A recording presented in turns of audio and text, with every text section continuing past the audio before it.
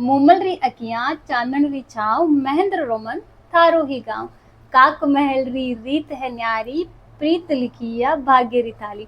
Hello everyone, welcome back in my YouTube channel. आज के इस एपिसोड में मैं आपको बताने जा रही हूँ कि किस तरीके से राजकुमार महेंद्र और राजकुमारी मूमल का प्रेम जो था वो परवान चढ़ा। तो लास्ट एपिसोड में मैंने आपको बताया था कि किस तरीके से महाराणा महेंद्र ने राजकुमारी की पहेलियों की गहराइयों को समझा और उन्हें पार करके राजकुमारी तक पहुंचे। और ये देख करके राजकुमारी भी बहुत खुश थी, क्योंकि उन्हें पता चला कि कोई तो एक ऐसा इंसान है जिसने दिमाग से नहीं दिल से सोचा और उनकी पहेलियों को सुलझा करके उनके पास पहुंचा। तो वो रात तो वादों और बातों में बीत गई और धीरे धीरे मुलाकातों का ऐसा सिलसिला चालू हुआ कि उनका प्यार धीरे धीरे परवान चढ़ा। लेकिन कहते हैं ना कि ये इश्क नहीं है आसान, बस इतना समझ लो कि एक आग का दरिया है और डूब के जाना है। ऐसा ही कुछ इन दोनों के साथ था, क्योंकि महाराणा जो थे वो अमरकोट के रहने वाले थे और राजकुमारी लौद्रवा की रहने वाली थी। और अभी तक महाराणा के परिवार को ये पता ही नहीं था कि महाराणा जो है मूमल से प्यार करते हैं और रोज रात उनसे मिलने के लिए निकल जाते हैं।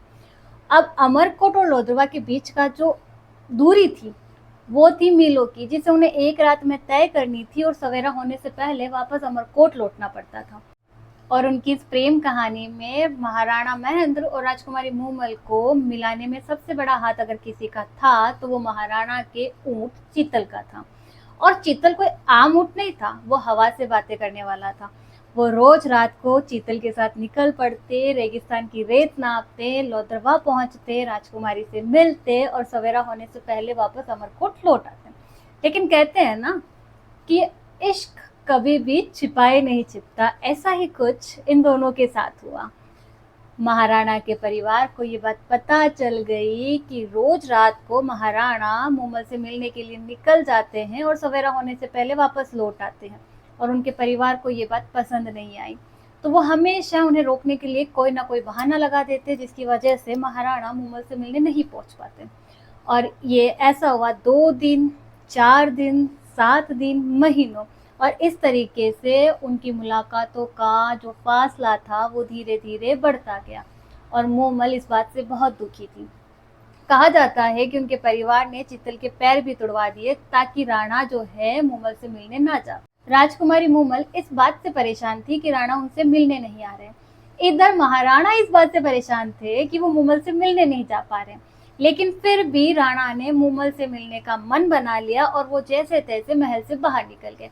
इधर राजकुमारी चरोखे में खड़ी राणा का इंतजार कर रही थी। तभी उनकी छोटी बहन, जिनका नाम सुमल था, वो आती हैं और कहती हैं कि जीजी आप यहाँ क्या कर रही हैं, राणा आपसे मिलने के लिए निकल चुके होंगे और वो देख लेना बहुत जल्द आपसे आकर के मिलेंगे, आप परेशान मत होइए।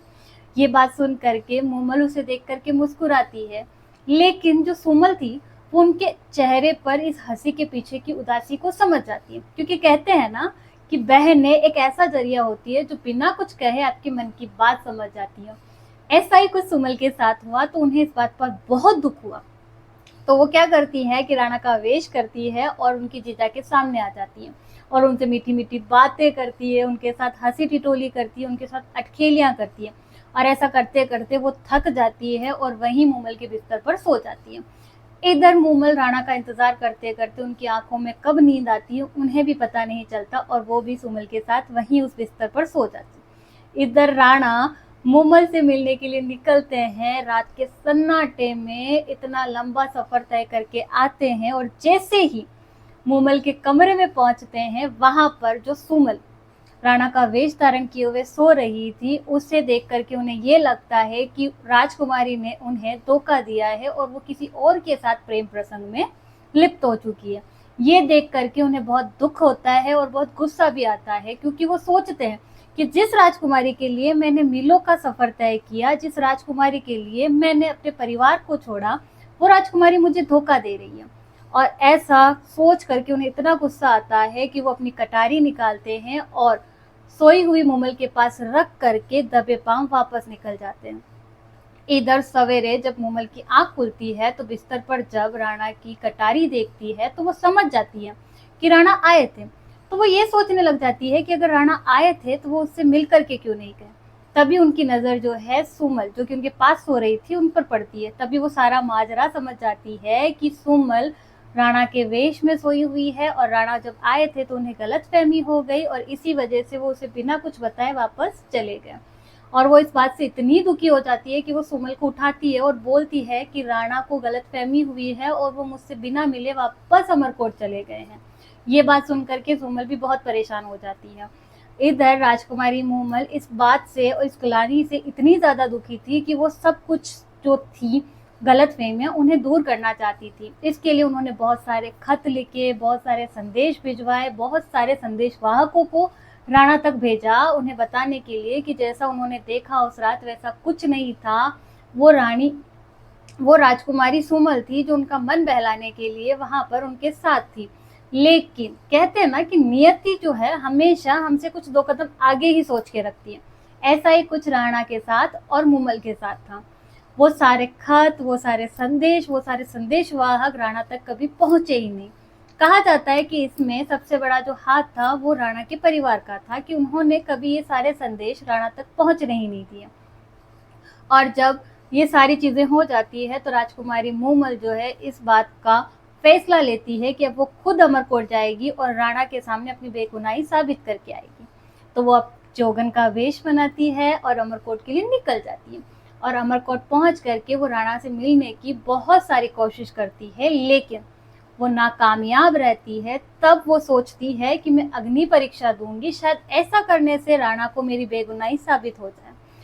और राजकुमारी मूमल उस अग्नि में अपने आप को समर्पित कर देती है। इधर महेंद्र सिंह के पास उनका कोई हितैषी आता है और उन्हें ये बताता है कि राजकुमारी मूमल आई थी, वो इस तरीके से कह रही थी, और जब वो आपसे नहीं मिल पाई, उनका संदेश आप तक नहीं पहुंच पाया, तो उन्होंने अपने आप को अग्नि के हवाले कर दिया और वहीं भस्म हो गए। इधर महेंद्र को जब ये सारी बातें पता चली तो उन्हें बहुत दुख हुआ और वो दौड़ करके आए, लेकिन तब तक सब कुछ खत्म हो चुका था। और कहा जाता है कि तभी महेंद्र सिंह ने भी जो है अपने प्राण त्याग दिए थे।